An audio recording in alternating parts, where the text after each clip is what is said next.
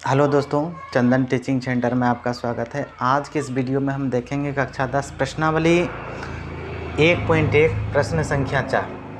चलिए प्रश्न को देखते हैं। प्रश्न कह रहा है कि यूक्लिड विभाजन प्रमेयिका का प्रयोग करके दर्शाइए कि किसी धनात्मक पूर्णांक का वर्ग किसी पूर्णांक यानी m के लिए 3m या 3m+1 के रूप का होता है। यानी एक धनात्मक पूर्णांक जो भी होता है, कोई भी, वो जो होता है किसके रूप का होगा, या तो 3m के रूप का होगा या 3m+1 के रूप का होगा। ठीक है, जितना भी धनात्मक पूर्णांक है यही होता है। तो उसमें स्पष्ट कर दिया है प्रश्न में कि यूक्लिड विभाजन का हमको जो है प्रयोग करना है। ठीक है, तो चलिए देखते हैं कैसे करते हैं। तो बहुत ही आसान प्रश्न है, ज़्यादा मुश्किल नहीं है। चलिए हमने हल लिख लिया, उसके बाद देखते हैं। तो कह क्या रहा है कि दर्शाइए किसी धनात्मक पूर्णांक। तो यानी हमारे पास धनात्मक पूर्णांक नहीं है, तो हम क्या करते हैं, धनात्मक पूर्णांक को a मान लेते हैं। चूँकि यूक्लिड विभाजन जो प्रमेयिका होता है वो होता है आपका a बराबर BQ प्लस R, और a होता है ये भाज्य, ये होता है भाजक, और आपका ये हो गया भागफल, और ये शेषफल। ठीक है, तो इसीलिए हम इसको क्या करते हैं, a मान लेते हैं अपने मन से धनात्मक पूर्णांक को। तो यहाँ पर हम लिखेंगे कि माना धनात्मक पूर्णांक बराबर a हो गया। उसके बाद तो ये मान लीजिए ये एक तरह से भाज्य हो गया। क्या हो गया, भाज्य। चूँकि उसी का प्रयोग करेंगे, एक इसका काम कर रहा है भाज्य का, भाज्य बराबर भाजक। उसके बाद क्या होना चाहिए, भाजक यानी b के जगह को आना चाहिए। तो भाजक आप जो देख रहे हैं 3m और 3m+1, इसमें एक नंबर है 3, देख रहा है दोनों में, तो हम उसी को क्या मान लेंगे, भाजक। तो चलिए हम भाजक मान लेते हैं। तो भाजक बराबर हमने मान लिया 3 हो गया। तो भाज्य हो गया, भाजक हो गया, अगुना चाहिए भागफल। तो भागफल जो है हमारे पास है नहीं, तो भागफल को हम क्या करते हैं, q मान लेते हैं। ठीक है, क्योंकि भागफल यानी भागफल को जो सूचित करते हैं वो q से, और इसके बाद जो शेषफल है वो भी नहीं है, तो शेषफल को हम क्या करते हैं, r मान लेते हैं। क्या मान लेते हैं, r। अब देखिए थोड़ा सा समझने वाली बात यहाँ ये है कि जैसे कि ये भाज्य है और ये भाजक है, तो जब आप इससे इसको भाग करिएगा, ठीक इस तरह से जब आप 3 से a को भाग करिएगा, तो यहाँ पर कुछ न कुछ भागफल आएगा जो q होगा। क्योंकि a हमको जो है पता नहीं है कौन सा नंबर है, इसीलिए तो, और यहाँ पर जो जब देंगे भाग 3 से, और कुछ न कुछ शेष बचेगा जिसको हम r कहते हैं। तो उसको समझने के लिए हम एक अलग से नंबर ले लेते हैं। जैसे 4 को हमने 7 से भाग दिया, ये 2 बार में तो नहीं जाएगा, एक बार में जाएगा। ठीक है, तो 7 में से 4 गया तो ये आपका 3 बच रहा है। तो देखिए ये q की जगह हो गया और ये r की जगह हो गया। और अब ध्यान देने वाली बात यहाँ ये है कि r का जो मान है ना हमेशा इससे कम ही रहता है। ये जो b है ना, b से छोटा, यानी इससे हमेशा छोटा 0 हो सकता है, 1 हो सकता है, 2 हो सकता है, 3 हो सकता है, लेकिन 4 नहीं होगा। तो उसी तरह यहाँ पर जो इससे भाज्य है, इसका जो वैल्यू होगा आपका हमेशा 3 से छोटा ही रहेगा। जिस तरह यहाँ से छोटा है, तो या तो 0 होगा, या तो 1 होगा, या तो 2 होगा।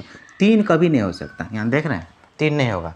तो हम लिखेंगे कि जब 1 को 3 से विभाजित करते हैं तो r जो होगा वो यानी कि शेषफल 0 होगा, 1 होगा, या तो 2 होगा। ठीक है, क्योंकि a का वैल्यू पता नहीं है ना। अब हम लिखेंगे कि जब a को 3 से विभाजित किया जाता है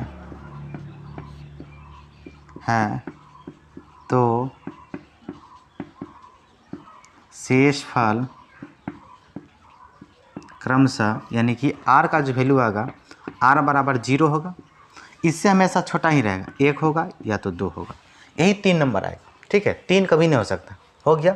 उसके बाद अब क्या करिए आप, यूक्लिड विभाजन प्रमेयिका या यूक्लिड विभाजन एल्गोरिथम, दोनों एक ही चीज़ है, उसी का हम प्रयोग करने वाले हैं। ठीक है, तो चलिए उसको लिखते हैं पहले।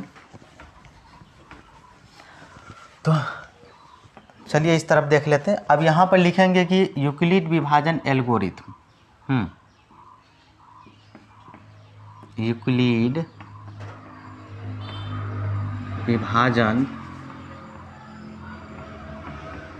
एल्गोरिथम से। ठीक है, तो यूक्लिड विभाजन एल्गोरिथम क्या कहता है, तो वो कहता है कि a बराबर बी क्यू प्लस आर, यही होता है। यानी कि अगर आपके पास कोई दो नंबर दे रखा है, यूक्लिड का कहना है कि कोई दो नंबर दिया है, जैसे कि ए बी, जब आप ए को बी से भाग करिएगा तो आपके पास एक अलग नंबर क्यू और आर आएगा, यानी एक भागफल निकलेगा और शेषफल निकलेगा, यही यूक्लिड कहता है। ठीक है, तो ये यूक्लिड विभाजन है। तो आप क्या करिए, इसमें जो आप आर देख रहे हैं, हमारे पास आर का 3 वैल्यू आया है, 0 1 2, 0 है 1 है 2 है। ठीक है, तो 0 1 2 यहाँ आर के जगह पर रखेंगे।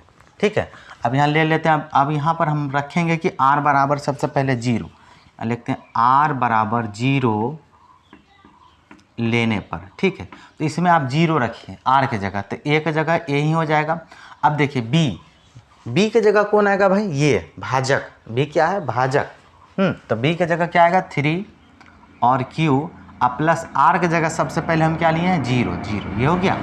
अब जब जोड़ेंगे इसमें तो ए बराबर आपका हो गया 3Q हो गया, 0 जोड़ने से कोई फर्क नहीं पड़ा।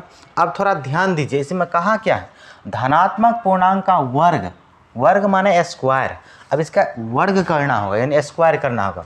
वर्ग किसी पूर्णांक m के लिए 3m या 3m+1 होता है, तो आपको अब इसमें वर्ग करना होगा। क्या करना होगा, वर्ग।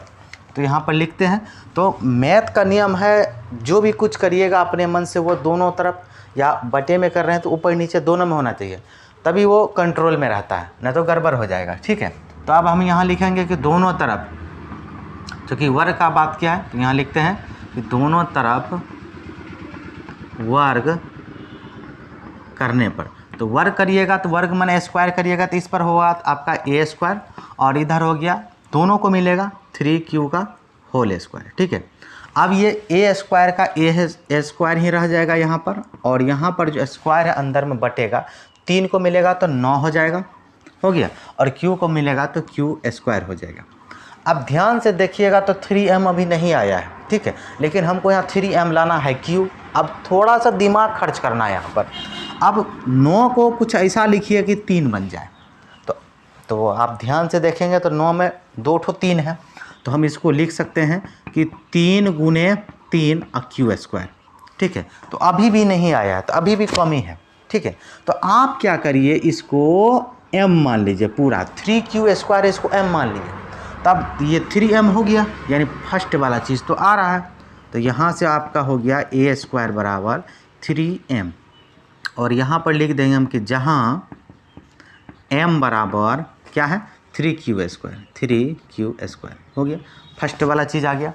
अब लेते हैं r बराबर 0 लिए थे, अब r बराबर 1 लेंगे। अब लिखेंगे कि r बराबर 1 लेने पर, तो r बराबर 1 लेने पर, तो 1 लेते हैं भाई, तो 1 किसके जगह लेंगे, यहाँ पर। तो सबसे पहले एक काम करते हैं, ये पूरा चीज़ लिख लेते हैं, अच्छा रहेगा।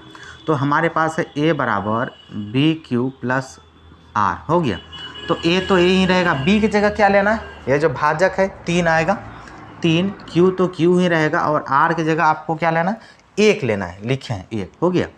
अब इसको तो जोड़ नहीं सकते हैं, तो आप क्या करिए, अब वर्ग करना होगा, क्योंकि वर्ग का बात है, तो लिखेंगे दोनों तरफ वर्ग करने पर। फिर से यहाँ पर लिखते हैं हम अब कि दोनों तरफ वर्ग करने पर, तो वर्ग कर देते सिंपल।